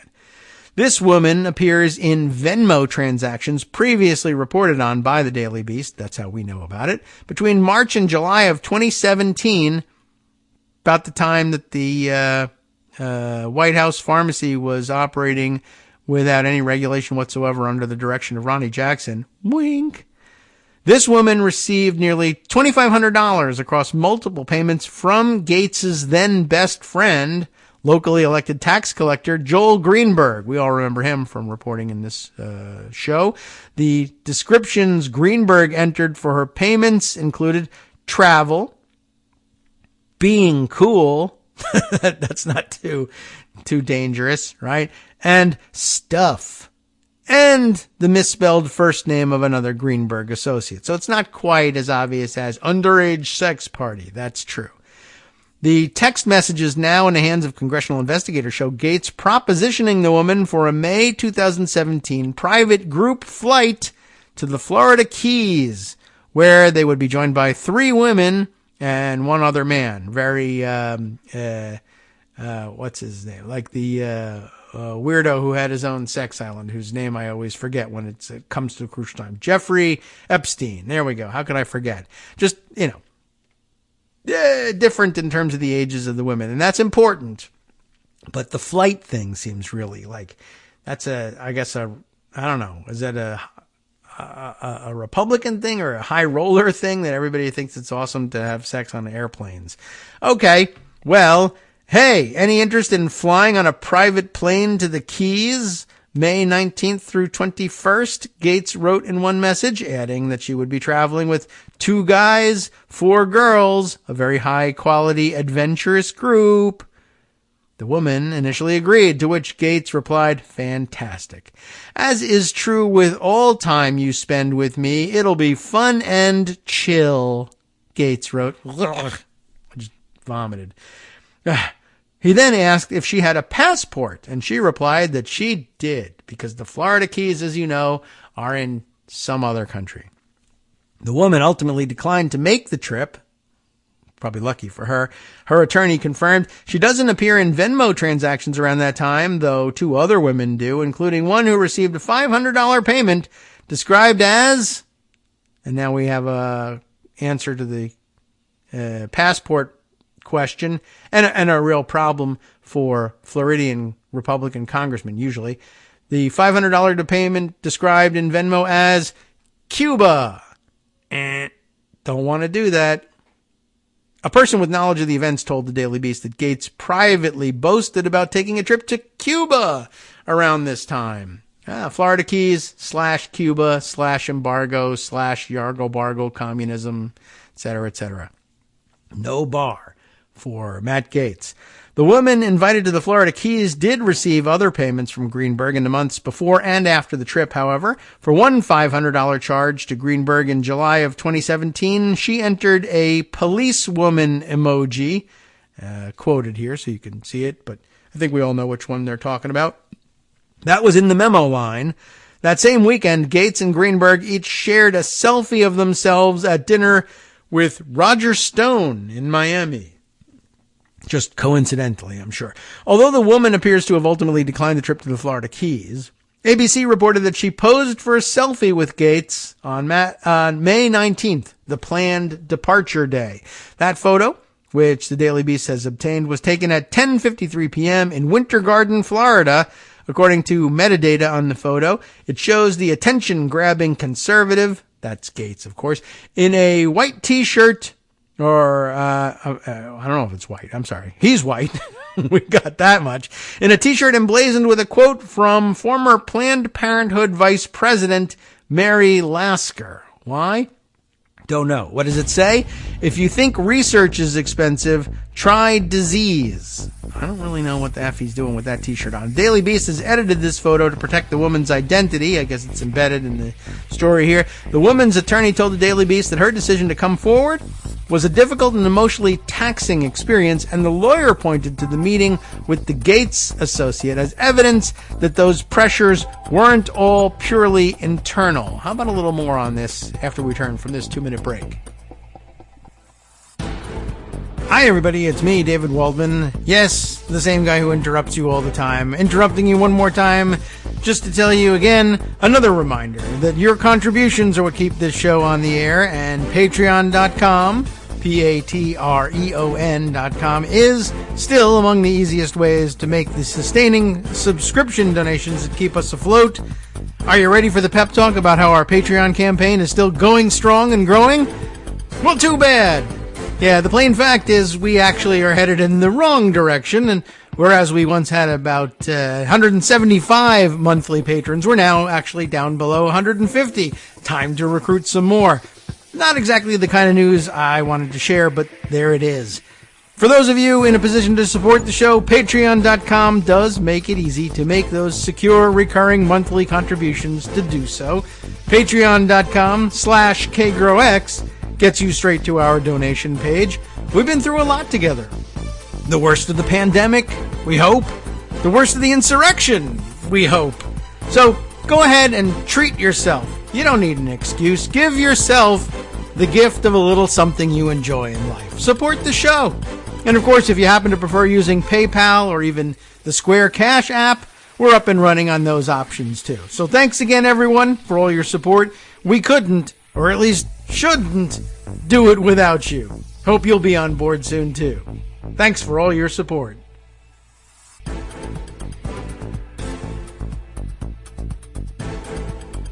All right, welcome back now to the Kagro in the Morning Show here on Netroots Radio for one more segment before we close things down for the weekend. Let's read on in this story about Matt Gaetz, still under investigation for his weird predilections about, maybe underage sex and flying around on private aircraft and sneaking off to Cuba and paying women $500 to get on a plane and have sex with him and his friends wherever they go. Oh, I don't know. Things like that might be of some interest to investigators. But more to the point, I guess, or what we were really hinting at the top of the story and we're reading through the headline, I think we're getting to that part where we find out that the women who are agreeing to provide testimony here are somewhat disappointed in the lack of progress in the case. Let's say, where were we? The woman's attorney told the Daily Beast that her decision to come forward was difficult, right, an emotionally taxing experience, and the lawyer pointed to the meeting with the Gates associate as evidence that those pressures weren't all purely internal. That is, not all in her mind. She was being approached by Gates associates, asking her pointed questions about whether or not she had chosen to share any of her story with investigators. At one point, the lawyer said, this person close to Gates berated his client for information about what she may tell anyone investigating Gates, and she felt that the clear intent was to pressure her to keep her mouth shut. This Gates associate asked to meet the woman for lunch in the spring of 2021, the lawyer said. The setup made the attorney so uneasy, however, that he dispatched a colleague to tag along and monitor the meeting in secret. This associate was there asking her over and over and over what she had said, demanding that she tell them, the lawyer claimed. The lawyer reported that the woman felt intimidated but did not concede. Last year, prosecutors announced they were declining to file charges against Gates. Remember that? We all do. While also refusing to publicly offer an explanation. That decision, almost exactly 1 year ago, gave rise to frustration and outrage among key witnesses in the case, including women who had come forward to provide intimate and detailed accounts of their interactions, according to interviews with lawyers and witnesses in the matter. Right? We took the risk. We told you the story. We gave you our statements about what happened. Why would there be no prosecution? The fact that nothing has come of it has kind of astonished her, this one woman in particular, who, along with the others, had been the focal point of such an intense investigation. Why did you make us admit all this stuff if you weren't going to do anything with it? For them to go through all that and then for the target of the investigation to just get a wink and a nod has created, for some of them, a loss of faith in the system. Not long after prosecutors tabled their investigation, the Ethics Committee reopened its own probe, which it initiated in 2021, but quickly put on ice in deference to the DOJ. Since then, the committee has reached out to several key witnesses, including the former 17-year-old at the center of the sex trafficking allegations, Greenberg, and an ex-girlfriend of Gates's. According to news reports and sources familiar with the events, the ethics probe appears to have rattled Gates. Last month, the Daily Beast reported that he privately told colleagues that the rebooted investigation was the reason he waged his scorched earth campaign to oust then House Speaker Kevin McCarthy. And the fact that it succeeded is amazing in itself. I think it rested on everybody else's reasons for wanting to get rid of McCarthy, which is bad news in terms of, retaining your job. If you have that many people who have that many reasons to want to get rid of you, you're not going to make it. And perhaps we can talk a little bit about that in the time we have left together this week. Anyway, the months of infighting destroyed key allegiances within the House GOP, eroding trust and sowing enmity between members. And now they're reaping the problems that come from that chaos, the things that Greg told us about yesterday. All feeding a stream of embarrassing headlines. Republicans still have not recovered from the damage. Gates' close associate, Greenberg, struck a deal with prosecutors in May of 2021, pleading guilty to child sex trafficking, fraud, and an array of other federal offenses. In his plea agreement, Greenberg was an out-of-control nutcase, no doubt about it. Greenberg admitted that he had also connected the former 17-year-old to other unnamed adult men, and that's in quotes, who had sex with her while she was still underage. After several proffers and deferments, Greenberg was eventually sentenced in December of 2022, receiving 11 years in prison. In a confession letter Greenberg penned in 2020 as part of his pursuit of a pardon from then-President Donald Trump, which, honestly, why did you even have to write a confession letter? Trump would just pardon you willy-nilly. It didn't matter to him that you confessed to anything. But Greenberg wrote that Gates had also paid to have sex with the 17-year-old, as the Daily Beast previously reported. In his letter, Greenberg noted the exact date that he accessed a DMV database to learn that the teen in question was underage. And remember, he was in the business of making fake IDs, too. So, anyway, immediately I called the congressman and I warned him, stay clear of this person. Don't have sex with this child anymore.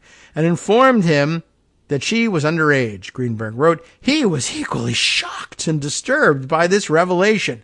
But that new information apparently didn't scare Gates or Greenberg off from the teen. What? The Daily Beast previously reported about a Venmo payment from Gates to Greenberg about 8 months later, where Gates asked his friend to hit up the teen. Because, I guess, maybe it had something to do with the fact that she had turned 18 just 5 months prior to that Venmo transaction, and Gates was 36 at the time, twice her age. Yay, she's 18, hit her up. Let's get her back in the stable. Asked for comment, the Gates spokesperson repeated the statement to NBC. Representative Gates does not know anything about the woman you're referencing, because she was a baby when he was effing her. Woman? That's totally different. When the Daily Beast provided the name of the woman in question, the spokesperson simply didn't reply. So that's it. That's the update. Doesn't mean anything is actually happening necessarily, but it is interesting background for the fight to kick Kevin McCarthy out of his position, isn't it? I mean, we knew that already, but all right. Well, now the witnesses are asking questions. Why did you make us go through all of this embarrassment if you weren't going to do anything with it. And are we actually having to depend on House Ethics Committee to do this work that the DOJ wouldn't? I mean, the Republicans in the House did kick George Santos out. Maybe they can sometimes be embarrassed into doing something, but no more. They're not going to give up any more seats, certainly. But, well, maybe if they lose control of the House and fall into the minority, they'll stop opposing the expulsion of Gates. It won't matter as much.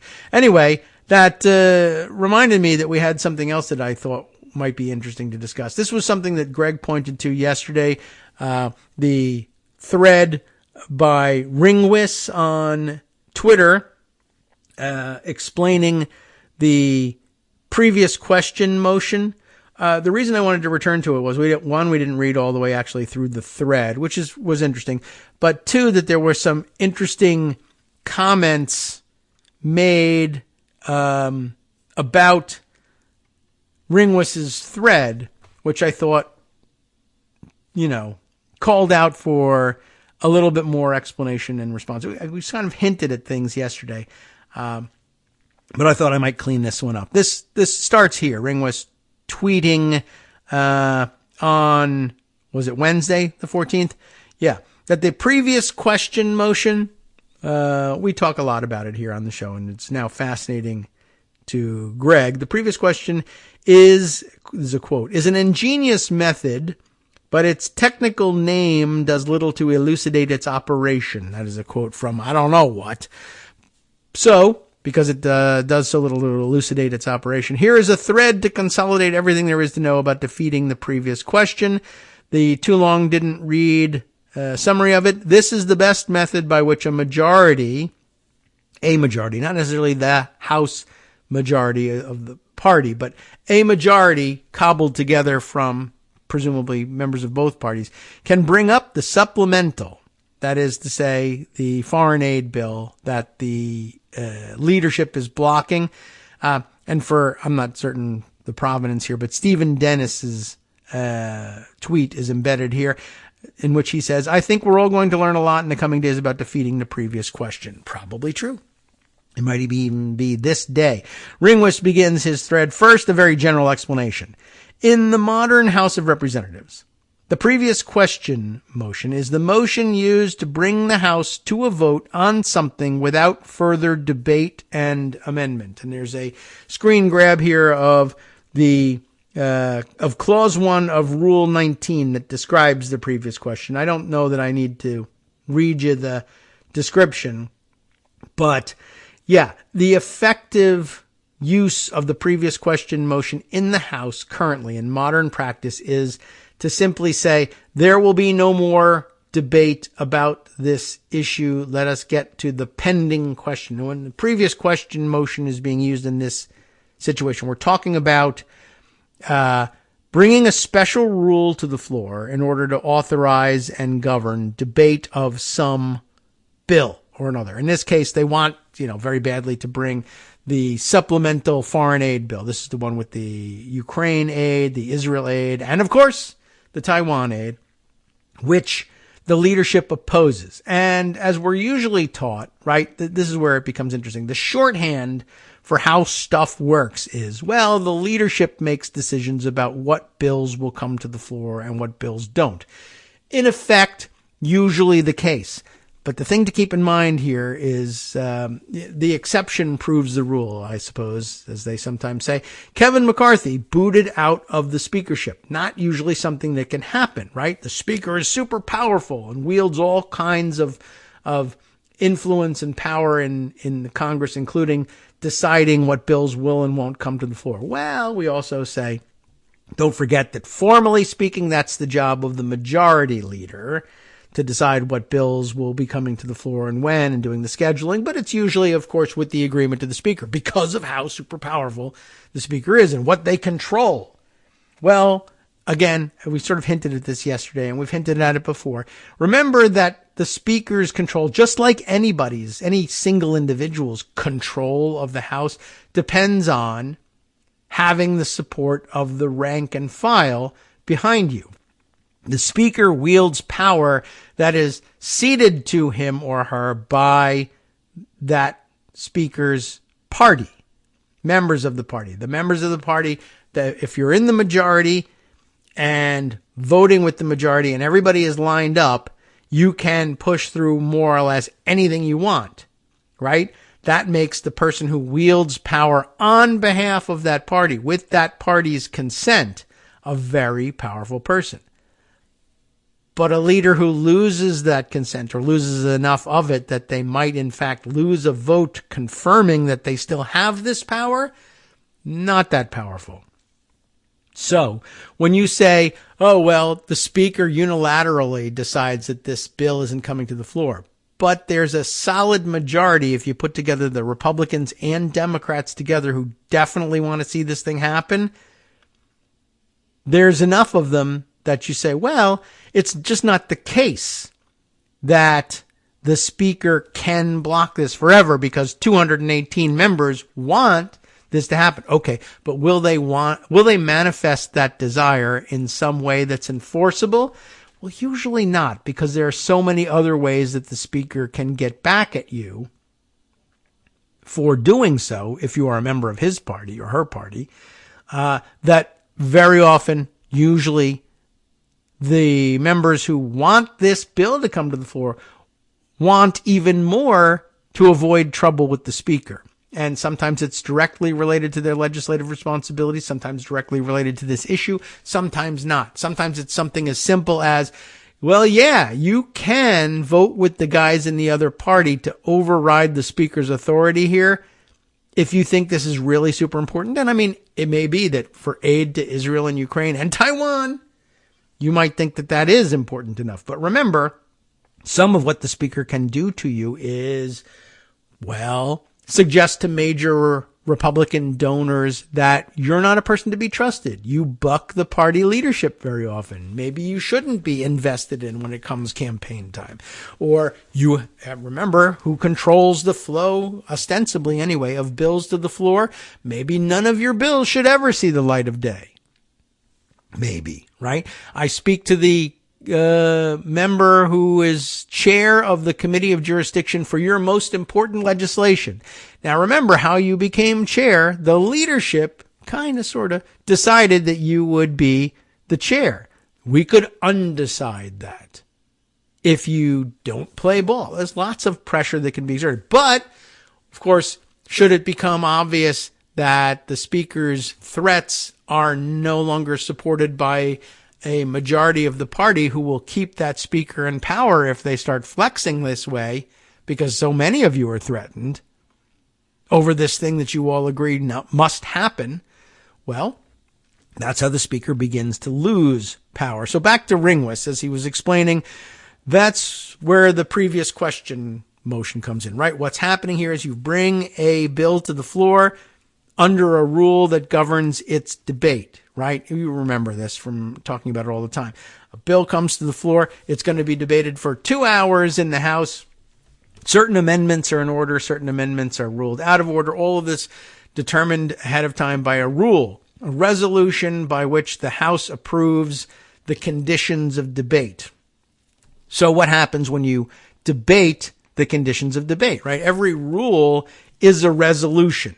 In order to make it the rule, the House has to agree that it will be the rule. This is actually important. I know it's assumed and understood to be the case and therefore glossed over, but you really have to go, if you go to ground and explain the basics, the fundamentals, then a lot more of this magic will become clear to you.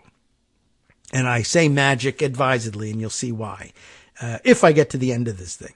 So, you bring a rule to the floor to debate the bill, whatever the damn bill is. It doesn't matter, right? Each one, it doesn't, and here, back to ground, it doesn't have to come to the floor under a special rule. It can be debated under the general rules, but the general rules are pretty open and wide-ranging and don't allow you to control things all that easily. But under the general rule, every bill gets an hour of debate, equally divided between a proponent and an opponent. Everybody and you can bring any amendments you want so long as they are germane.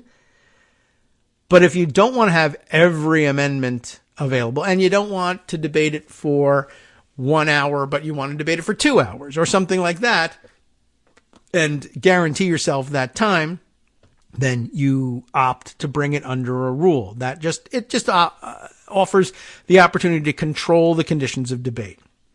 So this is where it all kind of ties together. How do we know? People skip this part. This, again, is the basics, right? Okay, you want to bring a majority of the House wants to have the ability to vote for foreign aid for Ukraine and Israel and Taiwan. Yes, all of that. So why don't they just do it, right? This is the answer to why don't you just ism? There's a majority for it. Why don't you just do it? Well, who decides whether we're actually debating that bill or not? Yeah, I told you that it's up to the majority leader, the Speaker of the House, etc., the leadership of the majority party to decide that this is coming to the floor. Well, that's all underpinned by, of course, the agreement of a majority of the majority party. And you can lose that authority, or it could be handed to someone else, or the chair could be vacated. All these things can happen, right? But they usually don't. But a majoritarian body, like the House of Representatives, doesn't just decide. It just doesn't just happen. Why is it that we're debating, if we find ourselves debating this foreign aid bill? Why is that the question pending before us? Who says? Right? I mean, it doesn't just get put on a schedule and because, look, it's on the schedule, I got no choice. No, the House decides what it's going to do. It very often cedes that power as a group to someone else and says, I don't want the headache of trying to decide this every day. Are we literally going to sit here and vote every single day on, all right, what's going to be next? Okay, raise your hand if you want the chocolate milk regulation bill. Raise your hand if you want the foreign aid bill. Raise your hand if you want to investigate Matt Gaetz. Okay, whichever has the most votes. It's not, that's not doable. Somebody has to have the authority to say, all right, I'll make some order out of this. And that's the majority leader, which he gets by dint of having been elected to that post by a majority of the majority party. And then the rest of the majority party, people who might have voted for other people for majority leader, at that point say, okay, I'm now transformed into a blah, blah, blah majority leader supporter. Just as they do with the presidential race. I support Ted Cruz. He's the best guy for president. He's the worst guy for president. Donald Trump gets the actual nomination. Everybody's a Donald Trump supporter, including Ted Cruz, all of a sudden, right? Same thing happens with majority leader. The idea being we're going to put our weight as a block behind this person so that they can make the decisions and everybody can have some degree of confidence that they speak with some authority here when they say foreign aid bills coming up, chocolate milk negotiation. I don't know. I made up some stupid name for anything. But that's what's next. Post office naming, whatever it is, the decision that gets made. Not necessarily everybody in agreement, not necessarily the most important bill, but that's the decision that's been made. And every day there's a question, essentially, that underlies everything. Do you still support this guy for majority leader? Given that he can break your legs, given that he can cut off all your money, given that he can convince the speaker to do the things that are necessary to get the, leadership coalition to expel you from your committee assignments. Do you agree that this guy, Steve Scalise, and now Mike Johnson in consultation with him are the ones that should be making the decision about whether or not we're going to have the foreign aid bill first or the chocolate milk bill first? Yes. As long as the answer is yes, then their decisions make sense. And those bills are the ones that come to the floor. But now you have to bring a special rule to the floor in order to consider that, right? And so you make the proposal as the chair of the Rules Committee. Ladies and gentlemen of the House, the Rules Committee has met. We've come up with a rule for governing debate on XYZ bill that the majority leader says should be next.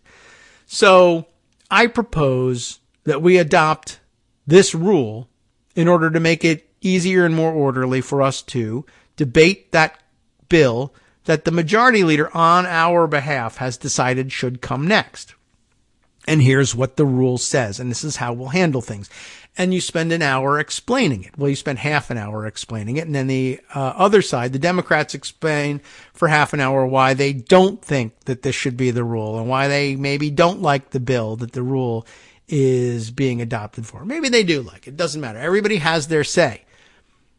Okay, so now you arrive at this point where you want to have a vote. And everybody says, okay, are we going to adopt this rule or are we not going to adopt this rule? But the question is being put to the House. Is this going to be the next pending piece of business? Is this how we will debate the next piece of business? And everybody's given a chance to say yes or no.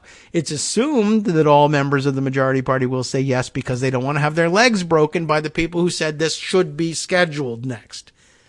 But it's not always the case. And sometimes they're willing to have their legs broken in order to do something super important, or they don't believe that the leg breaker has the power to break legs anymore, and they want this thing. But first, we will decide whether or not this chump from the Rules Committee really represents where the House wants to be.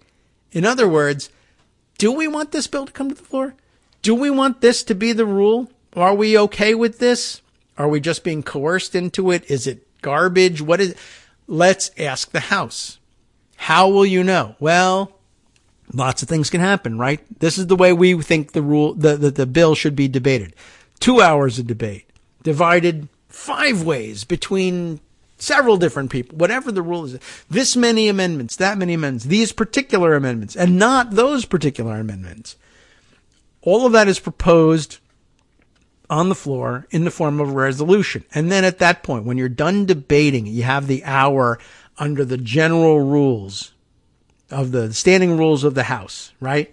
How do you know what the rules are? You ever ask this question? If a special rule is the rules by which a bill will be debated, how do we know what the rules are by which a rule will be debated? And the answer to that is that's where the standing rules of the House come in. Everything that doesn't have a special rule is presumed to get 1 hour equally divided between an opponent and proponent. At which point, after that hour expires, 2 different things can happen. One, you could decide, yup, that's enough for us. We've debated it for an hour. We don't need any more time. This is the proposition for how we will debate the bill that comes next. We think it's sufficient. Let's do it. Or they could say, no, we don't want this to be the next thing that we debate. We don't agree to this rule. We think it should be 17 hours. We think there should be 14 and a half amendments. I don't know how that would work, but that's what we think. So you pose the previous question. The proponents of moving forward with the plan as laid out in the special rule in bringing the bill that the majority leader said should come next to the floor, you ask the question of the House. Do you agree to this plan? If yes, you vote yes on the previous question. What's the previous question? If we now say we'll move the previous question, and the previous question then pending before the House is the approval of the special rule, then you move on to that question. Do you now accept the rule? Or do you say, no, I do not accept that the pending question is the one we ought to be answering at this point. We should be debating different rules. Then you vote to defeat the previous question. Vote no on the previous question, at which point you can then say, this is the rule that I think should govern the underlying bill. Or that's not even the bill that I think we should be debating. You want to debate something different, right? It's not just that someone says it's the next thing. It's that they say so, and the schedule says that it comes up next with the accession of what's the word I'm looking for? With the agreement, though, and active support of a majority of the House. But you have to say so. We go over this every once in a while, right? When people say, why don't you just bring this up? Well, you don't just say this is next. You got to get the agreement of a majority of the body to say, yes, that's what I want to be debating. So there you go. That's where we are. That's why the previous question motion is important. And that's why the previous question motion almost never loses, because it's a basic collapse of the order of things. So yes, that can happen. And that is a way to change the direction of what happens in the House. But it only happens in a situation where a majority leadership has lost the ability to control its members. That's what makes it so interesting and important and so dangerous to the leadership. And one of the things I wanted to bring up here and why I mentioned the word magic, right? Well, Ringwis is describing the operation of the previous question, and I've usurped it and done it myself in my own way. This one comment here that says, "This is literal sorcery, Ringwis." It is not. I mean, it seems like sorcery because it's so weird and convoluted, but at bottom, I just wanted to bring this back. It's not sorcery, right? If a majority of the House does not want to do the things that the powerful, all-powerful leadership who gets to dictate terms to the rest of the House, if they're not on the same page, it's not sorcery. They just say no. What tools does the majority leadership have to make sure that everybody is on the same page? All kinds of things. Leg breaking, withholding of money, withholding of influence, withholding of the ability to bring your preferred legislation to the committee and bring it out of committee and bring it to the floor. Earmarks for things you need in your district. Anything, any place where they hold leverage over you, they can use it. So long as the people that they need as partners in using that leverage, the committee chairs, the appropriators, the donors, etc., are still listening to them. If they lose any one of those power centers, they lose the ability to dictate to the rest of you, or at least some of their ability to dictate to the rest of you. It is not sorcery. It is not sorcery at all, right? The previous question is simply this. Can I get a majority of the House to show up in support of my position, as unimportant or as all-important as that decision may be? It might be the bill itself, foreign aid for Ukraine, or it may simply be the question of, shall we only allow the amendments to this bill when we do debate it for 2 hours that I say should be allowed? If yes, then I'm an enormously powerful leader. If no, then I might not be all that powerful. I might be ejected from my seat and replaced. It's not sorcery. It's just majority politics. Radio.com. You have been listening to Kagro in the Morning with David Waldman. That's really all it is. Like I said, it's not magic. It's majority politics. And it only looks like magic because we assume that leaders have got their stuff together. We almost never see it fail because they're usually effective leaders. When they are ineffective leaders and we fall apart, that's when we see what underlies the supposed magic. See you next week.